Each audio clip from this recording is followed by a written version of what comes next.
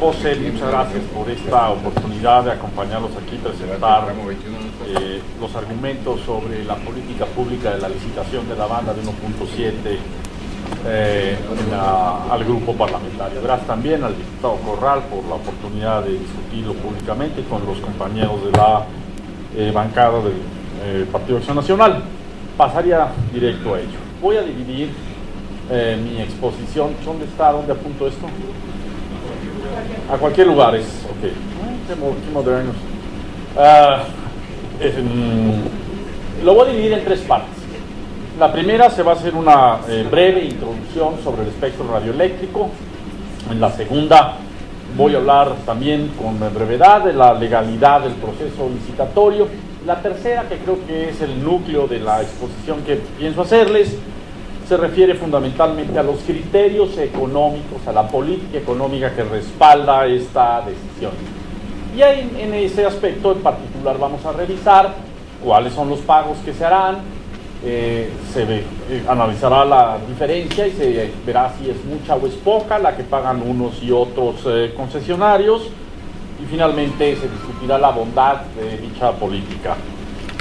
Respecto del primer punto, bueno, el espectro radioeléctrico pues es el conjunto de ondas electromagnéticas que se fijan convencionalmente por debajo de los 3000 GHz y estos se propagan por el espacio sin guía artificial, es decir, no llevan cables, sino van propagados por el espacio.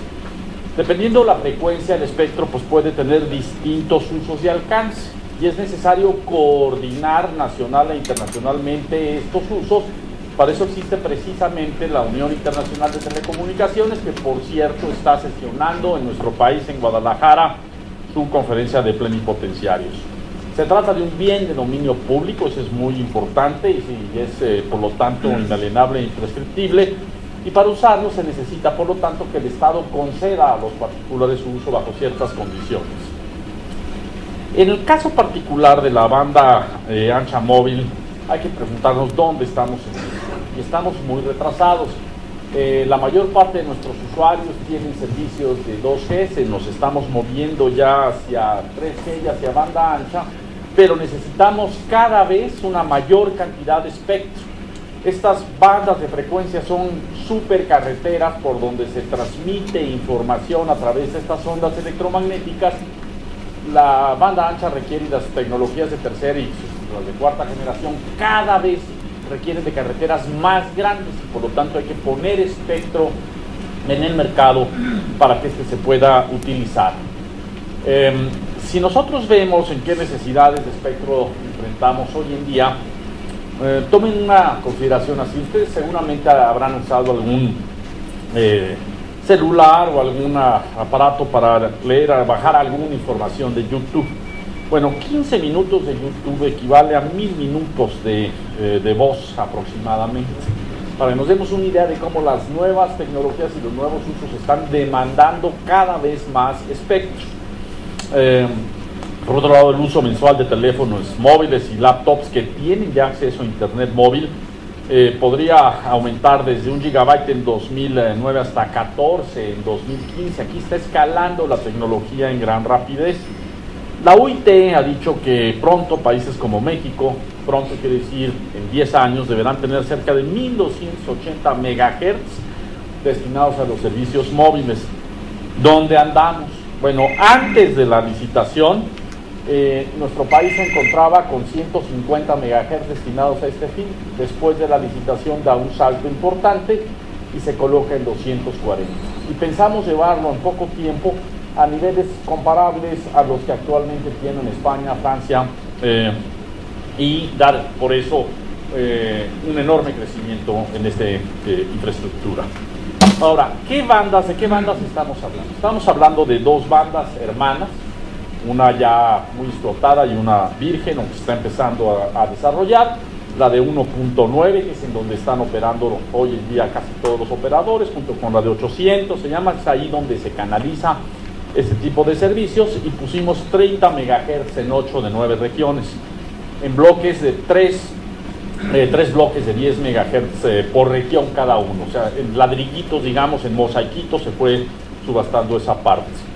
Hay también una banda de 1.7 donde se pusieron 90 MHz, uno en mosaiquitos en bloques de 10 y 2 bloques nacionales de 30 MHz. De hecho, el debate que se ha generado tiene que ver fundamentalmente con la diferencia de precio que se ha pagado entre el bloque nacional de 30 MHz que compró la empresa Nextel, que tiene una asociación con Televisa, que tendrán que perfeccionar o no en los próximos días para que esta se actualice, y el bloque que en su conjunto se subastó y que participaron fundamentalmente Telcel, Telefónica, en menor medida Iusacell y en alguna pequeña parte el propio Nextel.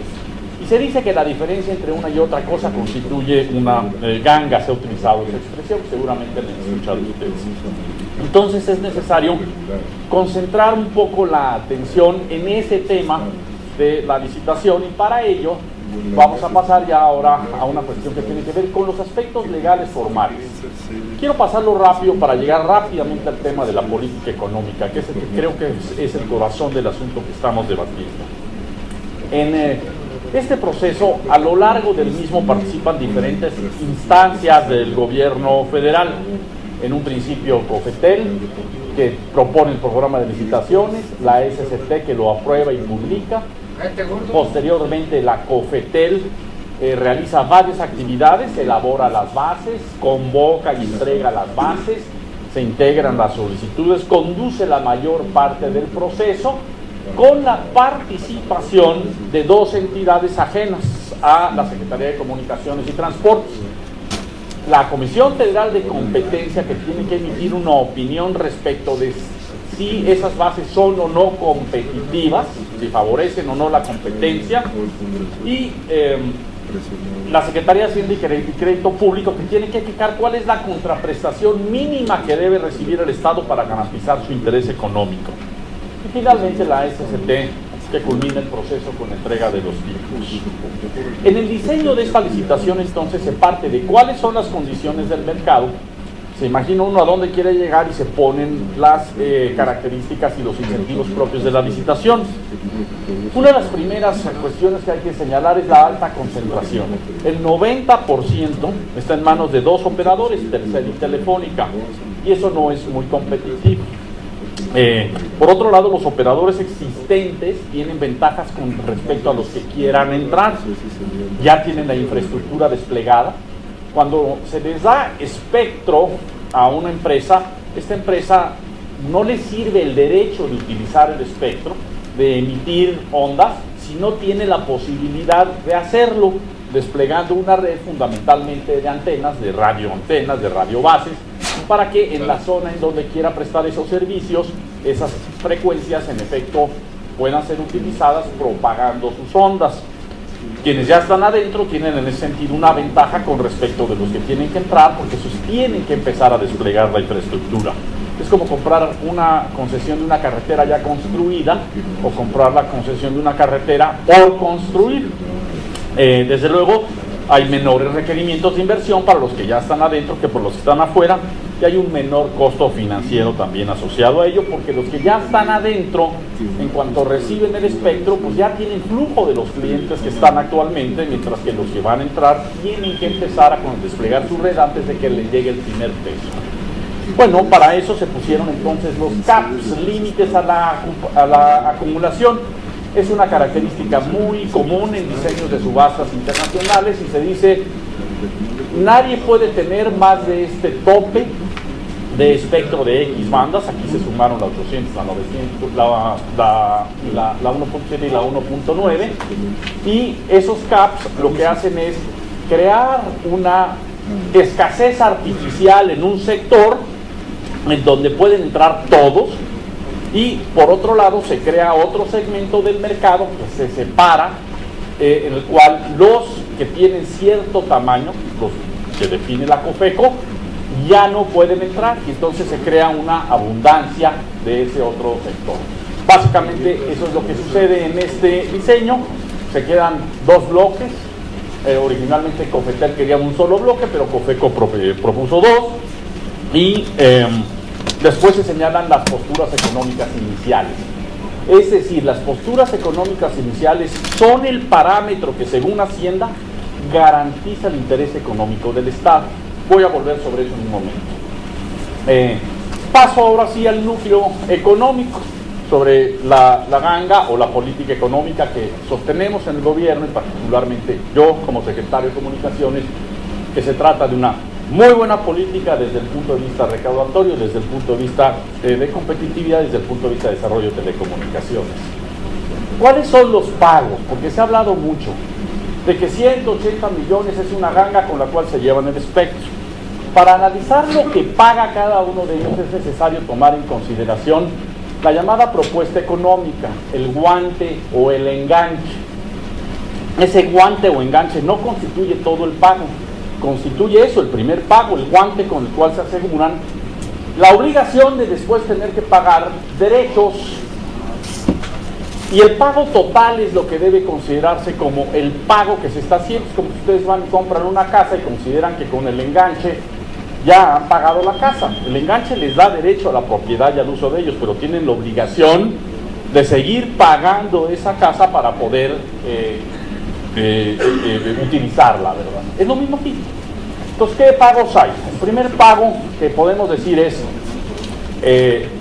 el pago que hicieron y que se quiere comparar por los 30 megahertz en lo que participaron todos los que quisieron, y fundamentalmente lo hicieron los competidores grandes, fue de 5,000 millones contra solo 180 millones de pesos de Nextel Televisa, sin duda alguna, y una enorme diferencia de 96% entre uno y otro pago. Se dice, esa es la ganga. Bueno, lo que hay que ver es los siguientes pagos, y cuando se ven los siguientes pagos, lo que nos encontramos en ese terreno es que hay 17,000 millones de pesos de pagos de derechos en el sector regional, que pagó 5,000 de enganche, y los mismos 17,000 millones de pesos que paga Nextel por todo el conjunto. La diferencia entonces no es en realidad de 96% o 28,5 veces a 1, sino de la suma del total, 22,000 contra 17,000, por un total de 39,000. Esta cifra puede ser engañosa, hay que tener cuidado, porque es necesario traerla a valor presente. No es lo mismo 1 millón de pesos hoy que 1 millón de pesos dentro de 20 años. Entonces se trae a valor presente toda esa cifra y quedamos con estas cifras: 11,795 que pagaron los que concursaron en el sector de más competido, contra solo 6,900 de los de Nextel. Es una diferencia de 22% en términos corrientes y de 41% el descuento que obtuvo Nextel respecto de los otros competidores, Telefónica y Telcel. 41%. Ahora, más adelante hay que discutir, oye, ¿y esa diferencia es mucha o es poca? Pero es importante que sepamos qué es lo que realmente se pagó. E insisto, querer comparar solo los 180 contra los 5,000 es no proporcionar la información a la gente. Se debe comparar todo el pago que se tiene que realizar. Y yo luego alego que también hay que revisar una parte que es la inversión que se necesita para poder explotar ese ejemplo.